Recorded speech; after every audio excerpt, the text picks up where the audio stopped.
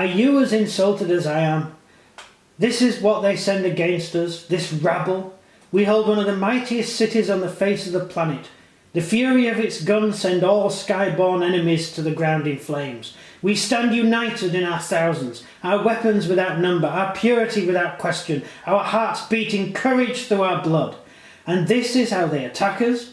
Brothers and sisters, a legion of beggars and alien dregs wheezes its way across the plains.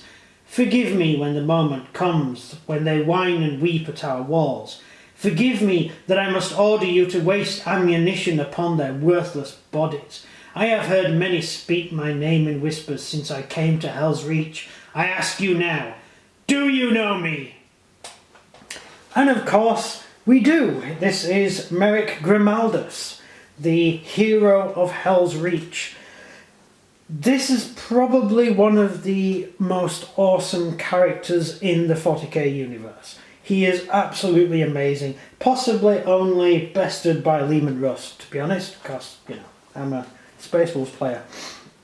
Merek Grimaldus is the Reclusiarch of the BlackTemplars. Originally he served as a chaplain, as a ecclesia to the Mordred, who was the previous Reclusiarch. Mordred got himself killed, and when Mordred died, he said that Grimaldus should take his place. Grimaldus himself didn't think that he was really old enough or wise enough to take over. He was only about 150 at the time. And he was very unsure of himself when he took command. And the Marshal of the Black Templars, when the War of Armageddon came, when the second war of third war of Armageddon came, yes, the third war of Armageddon, the Marshal of the Black Templars, who was the commander of the Imperial forces for the duration of the Armageddon campaign, placed Grimaldus in charge of Hell's Reach, which was a big port city on the ocean, really. Not that you'd call it water. I mean, if you stood on, you could stand on the water, and your feet would probably dissolve. But it passed as a sea. Grimaldus was placed in charge of this fortress, and he did massive amounts of heroic deeds. Possibly the greatest thing he ever did was shouting a Titan back to life, because a Titan died, and Grimaldus shouted at the Titan so much that it came alive again, which was pretty awesome. You know, this guy could actually shout a dead person back to life. That is one skill that you really need in 40k. The battle lasted quite a while. Lots of interesting things happened. The orcs attempted to breach the defences by bringing a submarine fleet up through the sea and storming the docks, which was rather unpleasant, but Grimaldus managed to defeat them. He then went on to get himself involved with a fight against the Inquisition. There was another Space Marine Legion, who were they? Oh, Talons of the Emperor, no, not Scythes.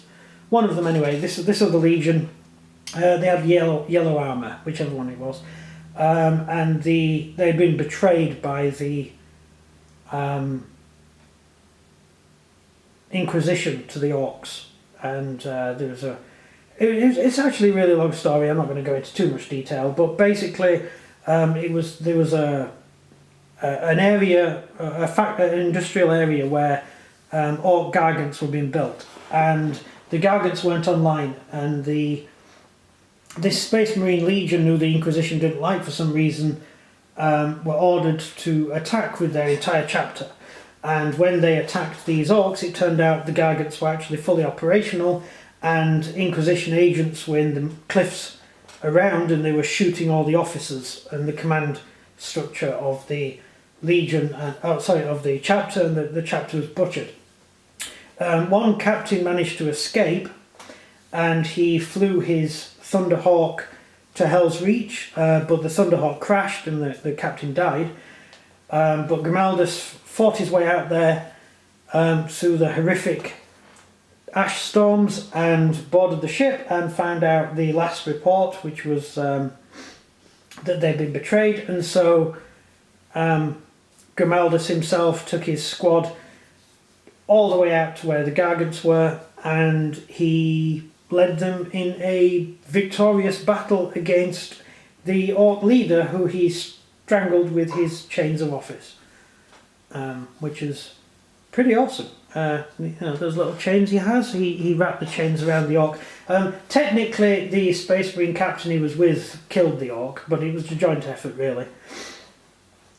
And then he got into loads of other adventures, which is just too complicated. But it's all interesting. It's all in the book Hell's Reach, and there's also a film about it as well. If you just Google Grimaldus on YouTube, you will see the film. It will be there. And it is totally awesome. So, what do we see in front of us is a Grimaldus slightly post the Battle of Hell's Reach. We have Grimaldus with all these amazing gubbins, all these little things that he has with him. He's got books and oaths and stuff stamped on his armour and everything, and he looks really awesome. I did actually contemplate taking the head off and replacing it with a more skeletonized head, but given that this is a later Grimaldus, I decided to keep what I've got. The servitors around him all carry relics. Now, during the Battle of Hell's Reach, Grimaldus and his command squad and the last of the 900 Templars and various other troops were all held up in a huge church, a huge monastery, backed up by the Sisters of Battle and loads of Imperial Guard. And they were overrun by orcs. So as the orcs overran the temple, there was an ancient machine, which was a Titan killing machine. It was basically I think it was a Nova cannon or something from a spaceship, which had been mounted on tracks. And it had been used in the First War of Armageddon, and Grimaldus had found out that this thing was buried out in the ash wastes. So he went out there with his tech priest and he dug it up, and the Mechanicus did not like that at all. He did threaten to shoot all the Mechanicus so he could take the gun, so the Mechanicus decided to let him have it. And this weapon was positioned outside the city of Hell's Reach. He was actually told to leave because Grimaldus didn't want it falling into the orc hands. And this weapon fired, killing the Great Gargant, which was a huge, massive Titan which had broken the walls down of the city. And it killed the Gargant, but it took the roof of the temple down, and all the temple collapsed on top of Grimaldus and all of his troops, killing the orcs at the same time. And legend has it that Grimaldus was the only person, or the only survivor of the battle, to crawl from the ruins, and he was a great hero, which of course, yes, he was the only person, along with 50 odd Imperial Guard, a couple of dozen Space Marines, some Sisters of Battle, and all the other survivors. But it's a good legend, it's a nice little legend. Grimaldus, upon climbing out of the ruins, brought with him 3 icons, a scroll, the emblem of the Imperium, and banner, and he brought these icons out, and these were ancient icons that were used, that the Sisters of Battle were protecting inside the temple. And he brought these things out, and he gave them back to the city, the governor of the city. And the city said after the battle, no, it's okay, you keep them because you're the hero of Hell's Reach, these icons are now yours. Probably because they're all broken and rubbish and nobody remembered what they were for in the first place. But Grimaldus kind of liked this, and he has 3 servitors which carry these icons with him all the time. And that's these 3 servitors here. Now, who are the servitors? This is an interesting one. When you join the BlackTemplars Space Marine chapter, you are a acolyte. You are a trainee. You train, and as time goes on, you qualify and you become a sword brethren. You serve as a sword brethren, and then you become a regular soldier. Some people just go straight to regular soldier because they're not the best of the best, only really the best of the best. The top 10% become sword brethren, but anyone who wants to get a promotion has to have been a sword brethren. And now some acolytes don't make it. Now, in many Space Marine chapters, such as the Space Wolves and the Blood Angels, the ones who don't make it tend to die. So the reason they don't make it is because they're dead. But in other Marine chapters, such as the Ultramarines and chapters like that, then acolytes that don't make it, they get put into the local planetary defence forces as sort of liaisons and things like that. Unfortunately for the Black Templars, the acolytes that don't make it to being a full Space Marine, they get lobotomized and turned into servitors. So these servitors are Space Marines who didn't make it to be a proper Space Marine.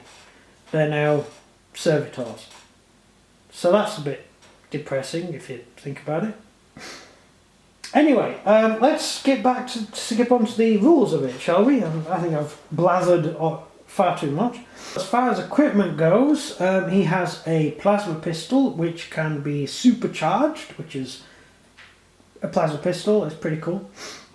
A Crozius, which is pretty useful as a close combat weapon. That's the nasty looking thing he's got there in his hand, which he tends to hit things with, which all chaplains carry. It's a symbol of office. It usually has the Imperial Aquila on, and it's used as a weapon. And he has a Rosarus, which gives him a 4+ invulnerable save, which is actually awesome. It's a great thing to have. He also has some special skills. It will not die. That is, you regain a wound each turn, even if you're killed on a 5+. Basically, when you get wounded, when Grimaldus gets wounded, you roll the dice, and if you get a 5, at the end of the turn, you get a 5, then he gets the wound back. If he's been killed that turn, at the end of the turn, you roll a 5, and he's back again, because he's Grimaldus and you can't kill him. If Grimaldus does actually die, he'd probably beat Death up and nick his scythe. He's also a spiritual leader, which means troops within 6 inches can use his leadership. This, however, now normal chaplains, this only applies to their own chapter. Chaplains from one chapter don't necessarily affect other chapters. So a Blood Angels chaplain cannot boost the morale or anything of a Size of the Emperor chaplain, anything like that. However, Grimaldus does it to everybody, including Imperial Guard and anybody, really. So any Imperial citizen who is fighting for the Empire will get Grimaldus's leadership. So an Imperial Guard will use leadership of 9 instead of whatever leadership they've got, which includes officers and stuff like that. That's pretty awesome. That's pretty good. Because Grimaldus has a huge reputation. And he is best buddies with quite a few different Imperial Guard legions, because over his long and exalted career, he's come across quite a few people. So then we have his priestly powers. He's a priest, meaning he's a chaplain, and he has access to Litany of Faith, Cataclysm of Fire, Exhortation of Rage, Mantra of Strength, Something of Focus, and Canticle of Hate. They all sound really fun, don't they? So let's have a look. So Litany of Faith is when a Marine in 6 inches take a wound, they can ignore it on a 5+. So that would be using his own regenerative ability to do the same. So in game terms, if you have a Titan that dies, he can shout at the Titan, and on a 5+, the Titan comes back to life. because Grimaldus has that ability. He's amazing. Cataclysm of Fire, a unit within 6 inches, +1 to wound rolls in close combat. In shooting, sorry. Yeah, that's it.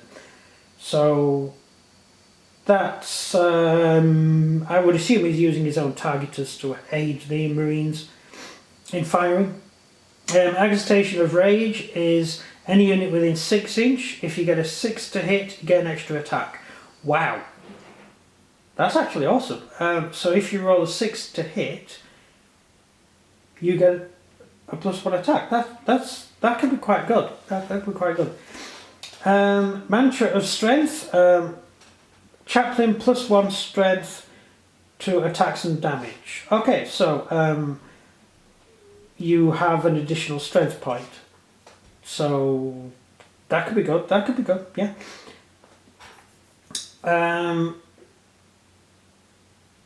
Focus is anything within any unit within D6 +1 to hit rolls made by ranged attacks. Isn't there already one?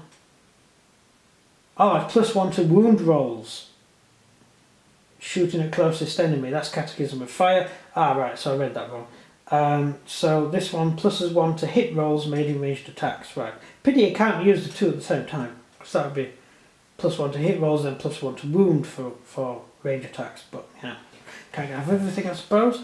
Cataclysm of Hate is add 2 inch to charge rolls to any unit within 6 inches, +3 inch to pile in. So that increases the speed you move at when you charge. That could actually be the difference between making contact and not making contact. And it's 3 inches to pile in. That's all pretty good. That's pretty awesome. That's good. So figure wise, I've already shown you Grimaldus. These chaps are all the figures that you get in the box. You get all this, which is quite good. These are servitors, of course, so they're not the greatest in combat, but they do have a servitor arm, which is a strength 6 weapon. Yeah, strength 6 weapon. Yeah, so that's not bad. Strength 6 -2 AP and 3 damage, but you're -1 to your hit roll. And given that your servitors, ballistic skill and weapon skill are both on 5, so you're going to be hitting on, that's going to be rubbish. You're going to be hitting on 6s. No, that's rubbish. So I would assume one of the priestly litanies would come in useful in that situation. And so that's it. That's basically Merek Grimaldus. He is a HQ choice. He is a chaplain. You can just use him as a standard chaplain. You don't have to worry too much about the fact that he's a famous character or anything. But he's pretty cool. Stats wise, he has a weapon skill of 2+, ballistic of 3+, so he's not that good at shooting. Strength of 5, toughness of 4, 3 wounds, 4 attacks, which is pretty good, carrying a Crossarus. Leadership of 9. So not bad. Not a bad figure at all. Those 4 wounds would come in very handy, given 8th edition. The more wounds you have, the better, really. And he has the ability to regenerate wounds as well, which is even more cooler, yeah. So Grimaldus in the 40k universe is possibly my second favourite character out of all the characters, and there's a lot of characters to choose from. So it goes, at the moment it's going Grimaldus, closely followed by Lehman Russ, and then of course Captain Garrow. So that's my all-time favourite list of awesome characters of the 40k universe.